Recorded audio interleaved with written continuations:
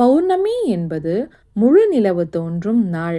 இந்த நாளில் நல்ல அதிர்வலைகள் மிகவும் அதிகமாக இருக்கும் என்று கூறப்படுகிறது. அதனால் தை பௌர்ணமி நாளில் செய்யும் வழிபாடு தீய சக்திகளிலிருந்து நம்மை காத்து மனக்குழப்பத்தை குறைத்து வாழ்க்கையில் இருக்கும் தடைகளை விளக்கும் என்று கருதப்படுகிறது. தை பௌர்ணமி பூச நட்சத்திரத்துடன் சேரும்போது அது தைப்பூசம் என்று அழைக்கப்படுகிறது. இந்த நாளில் சிவபெருமான், முருகப்பெருமான் இருவருக்கும் சிறப்பான வழிபாடுகள் செய்யப்படும்.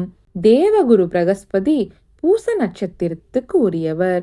அறிவு, ஞானத்தின் அடையாளமாக திகழ்பவர். அதனால் பூச நட்சத்திர பௌர்ணமி அன்று தீர்த்த நீராடினால் அறிவாற்றல் பெருகும், மன அமைதியும் கிடைக்கும் என்பது ஐதீகம். தை மாத பௌர்ணமி அன்று விரதம் இருந்து வீட்டில் விளக்கேற்றி சூரிய பகவானை வழிபட வேண்டும். வெல்லம் கலந்த பாயசம் செய்து நெய்வேத்தியமாக படைத்தால் ஆயுள் விருத்தி ஏற்படும் என்பதும் ஐதீகம்.